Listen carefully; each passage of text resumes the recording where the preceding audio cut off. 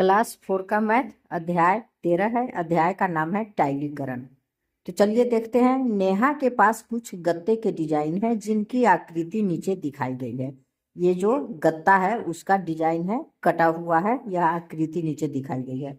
अब कह रहा है नेहा और उसकी दोस्त रजनी ने हर एक डिजाइन से एक एक पन्ने को भर कर देखा।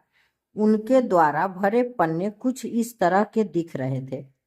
जैसे ये देखिए, ये त्रिभुज का आकार है, तो इससे जब इसको ऐसे ढक रही है तो यह सारा पन्ना ढक जाएगा। बॉल से जब ढकेंगे इसे तो यह बीच में खाली जगह रह जाएगा, नहीं ढकेगा। फिर इससे जब ढकेंगे तो यह भी बीच का खाली जगह रह जाएगा, नहीं ढकेगा। तो आगे देखते हैं। ऊपर दिखाए गए तीनों पन्नों में अलग अलग आकृतियों से पन्नों को ढकने की कोशिश की गई है। आपको क्या लगता है, यह जो आकृति है में से किन किन आकृतियों द्वारा पन्नों को पूरा पूरा बिना जगह छोड़े भरा जा सकता है? तो यहाँ लिख देंगे त्रिभुज। त्रिभुज से इससे पूरा पन्ना ढका जा सकता है, इस दोनों से नहीं ढका जा सकता है।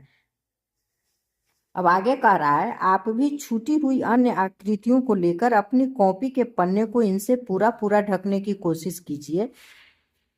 कौन कौन सी आकृतियों से आप पन्नों को पूरा पूरा ढक पाएंगे? तो सिर्फ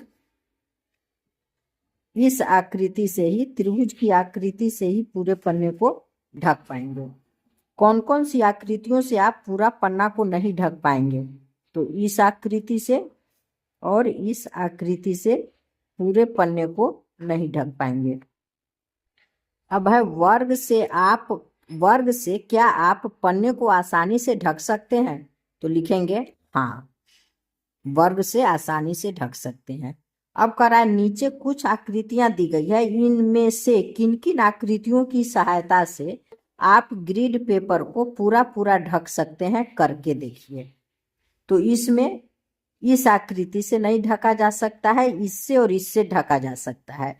जैसे ये देखिए 1 2 3 है, तो इस 3 को ऐसे ढक रहा है, ये ऐसे ढक दिया। ये खाली जगह है, तो इस खाली जगह में अब इससे ढक देंगे, तो ये ऊपर 1 2 3 हो जाएगा। तो ऊपर का ये 3 ढक जाएगा और ये जो बीच का 1 है इससे ये ढक जाएगा। तो पूरा का पूरा ये ढक गया। तो इसी तरह आकृति 1 और 3 से ढक सकते हैं। अब कह रहा है इन तीनों आकृतियों का अलग अलग उपयोग कर क्या आप ग्रिड पेपर को पूरा पूरा ढक पाए? वो कौन सी आकृति है जिससे आप ग्रिड को पूरा नहीं ढक पाए? तो आकृति 1 और 3 से पूरा पूरा ढक पाए, वो आकृति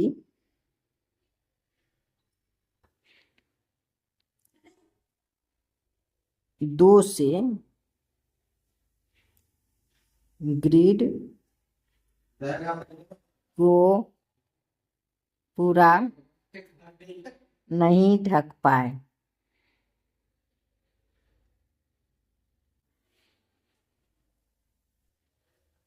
तो लिखेंगे आकृति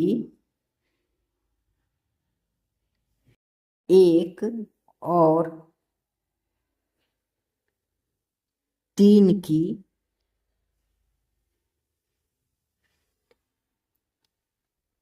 की चार चार आकृतियों द्वारा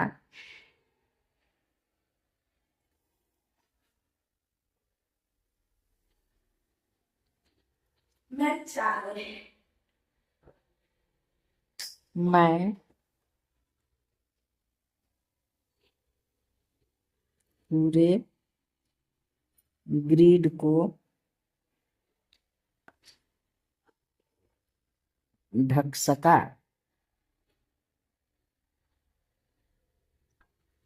क्या आप दो आकृतियों को एक साथ काम में लेकर भी ग्रिड को पूरा पूरा ढक सकते हैं? करके देखिए। तो ये बच्चे स्वयं करके देखेंगे।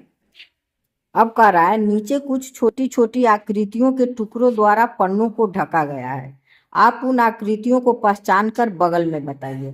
तो इसमें देखिए कैसे ढका गया है, ऐसे है, ये 6। अब जो यह खाली जगह है यहां से फिर क्या किया, दूसरे एज को ऐसे दिया, फिर यहाँ का जो खाली जगह है ढक जा रहा है, फिर यहाँ से दूसरे को दिया है। इस तरह से बच्चे करके खुद देखेंगे इसे। अब करा इन्हें भी देखिए। तो यह क्या है, यह त्रिभुज है और त्रिभुज से इसको ढक रहा है। जैसे यहाँ से देखिए ऐसे कर देंगे, एक त्रिभुज, दो त्रिभुज, तीन त्रिभुज, चार त्रिभुज, इससे फिर जो है हमारा यह स्पेस पूरा पूरा ढक जाएगा। फिर ऐसे इधर भी ऐसे कर देंगे, फिर 4 त्रिभुज हो गया और ढक गया। इस तरह से इसको आप भर सकते हैं। यहाँ देखिए, यहाँ फिर इसी तरह से है, इसको बनाकर बार बार बनाकर इसको भरा जा सकता है।